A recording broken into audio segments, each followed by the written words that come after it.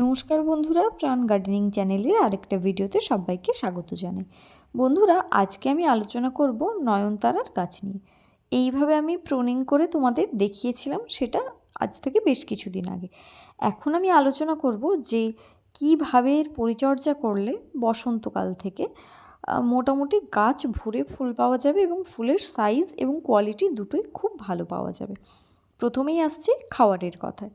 বন্ধুরা, এই সময় কিন্তু গাছে শুধুমাত্র স্প্রে হিসেবে খাবার দিলে চলবে না, আমাদের গাছের গোড়ায় কিছুটা মিক্সড খাবার বা লিকুইড খাবার দিতে হবে।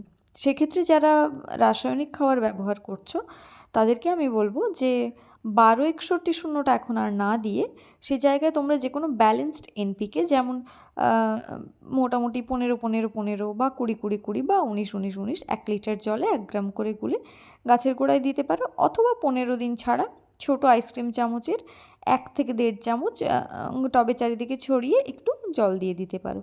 এটা হচ্ছে 10 বা 12 ইঞ্চির মাপে। টব যদি ছোট বা বড় হয় সেক্ষেত্রে পরিমাণটা কম বেশি করে নিতে হবে। তো এটা গেল এক ধরনের খাবার। এর সাথে আর ফুলের সাইজ বাড়ানোর জন্য বা বেশি মাত্রায় ফুল আনতে আর যেটা ব্যবহার করা যেতে পারে সেটা হচ্ছে এনপিকে 13-0-45। আমরা জানি 13-0-45টা আমরা জবা গাছের ক্ষেত্রে দিতে পারি, কিন্তু গরমকালের আগের সময়টায় নয়নতারা গাছেও কিন্তু 13-0-45 এনপিকে 0-0-50-এর মতোই ইউজ করা যায়। আবার আমি যেমন এনপিকে ব্যালেন্স এনপিকের কথা বললাম, তো সেই রকম একই ডোজে মোটামুটি ইউজ করা যায়। এছাড়াও আরেকটা কাজ করা যায়, এই সময় কিন্তু গাছের গোড়ায় কিছুটা মিশ্র খাবার প্রয়োগ করা যায়। সেটা কীরকম হবে?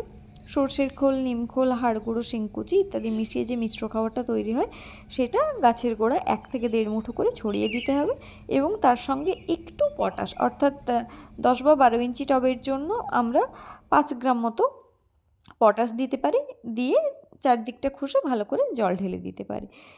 এর সাথে আমাদের যেটা কন্টিনিউ করতে হবে, খোল পচা জল অথবা সবজির খোসা ভেজানো জল, এই দুটোর কোনো একটা কন্টিনিউ করতেই হবে। অনেকের হয়তো প্রশ্ন থাকবে যে নাইট্রোজেনাস খাবার কেন লাগবে, আমাদের তো ফুল বেশি আনতে হবে। বন্ধুরা, গাছে কিন্তু ফুল বেশিভাবে ধারণ করার জন্য মোটামুটি প্রচুর এনার্জির দরকার হয়, এবং এই এনার্জিটা কিন্তু অনেকাংশেই সর্ষের খোলের জল থেকে আসে। এছাড়া আমি যে জিনিসটা অমিট করে গেলাম সেটা হলো, এই সময় সপ্তাহে 1 দিন করে হয় ম্যাগনেসিয়াম সালফেট গাছের পাতা 1 লিটার জলে 1 গ্রাম করে গুলে ভোরবেলা স্প্রে করতে হবে, অথবা যখন গাছের গোড়ায় মিক্সড খাবার দেবে তখন কিন্তু 1 থেকে 2 গ্রাম করে ওই মিক্সড খাবারের সাথে মিশিয়ে দিতে পারো। তো এইভাবে আমরা খাবারটা মেনটেন করব। এছাড়াও আমাদের ফাঙ্গিসাইডটা কিন্তু কন্টিনিউ করে যেতেই হবে। যদি দেখো যে গাছে ফাঙ্গাসের একটা খুবই কম হচ্ছে, তাহলে সেক্ষেত্রে মাসে 1 দিন করেও ফাঙ্গিসাইড দিতে পারো, কিন্তু যদি সেটা না হয় তাহলে কিন্তু আমাদের ফাঙ্গিসাইডটা 15 দিন ছাড়া দিতে হবে। আর যদি দেখো তার মধ্যে পাতা হলুদ হয়ে যাচ্ছে বা কোনোভাবে জল বেশি পড়ে পাতা কুঁকড়ে যাচ্ছে, সেক্ষেত্রে কিন্তু ফাঙ্গিসাইড 10 দিন ছাড়া স্প্রে করাটা সবথেকে ভালো হবে। এছাড়া এই সময় কিন্তু আমাদের খেয়াল রাখতে হবে গাছের পাতা যেন কোনোভাবে কুঁকড়ে না যায়, রোগ পোকার আক্রমণ যেন কোনোভাবেই না হয়, কারণ এই সময় হলো নয়নতারা সবথেকে বেশি ব্লুমিং সিজন, খুব সুন্দরভাবে গোটা গাছ ফুলে ফুলে ভরে থাকে। তাই এই সময় যারা কাকা ইউজ করো তারা কাকা ইউজ করতে পারো, কাকা এবং সুপার সোনাটা অল্টার করে। যারা টাফগর আর কনফিডের ইউজ করো তারা এই দুটো অল্টার করে ইউজ করতে পারো। যে কোনো একটা কীটনাশকের ওপর খুব একটা ভরসা করে থেকো না, এটা আমার রিকোয়েস্ট। কারণ আমি আগে শুধু টাফগর ইউজ করতাম, তারপর আমি দেখেছিলাম যে আমার পাতায় প্রবলেম এসেছিলো, তারপর একটা সময় ছিল আমি শুধু কনফিডের ইউজ করে দেখেছিলাম। তো তারপরে আমি আমার পার্সোনাল এক্সপিরিয়েন্স থেকে বলছি যে মোটামুটি এই টোটাল কাজগুলো কিন্তু একটা কীটনাশকের খুব একটা কাজ নয়। যদি অল্টার করে ইউজ করতে পারো তাহলে কিন্তু সব থেকে ভালো হয়।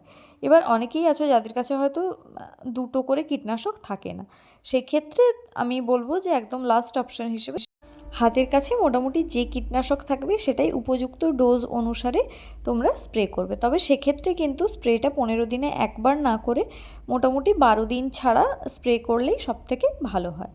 তো বন্ধুরা, এই ছিল আমাদের বসন্তকালের নয়নতারার কী পরিচর্যা করব তার টোটাল জিস্ট। এর সাথে আমি যে কথাটা বলতে ভুলে গেছি, আমি কিন্তু প্রতিদিন নয়নতারা গাছের ফুল তুলে নিই।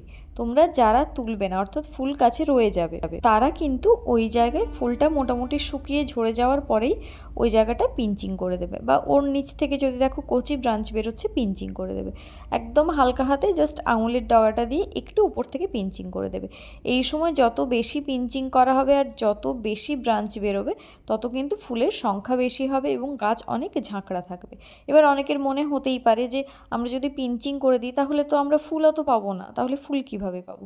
তো বন্ধুরা, পিঞ্চিং সব ব্রাঞ্চে করার একসাথে প্রয়োজন নেই, একটা ব্রাঞ্চ করে একবার পিঞ্চিং করো, তাতেই হবে।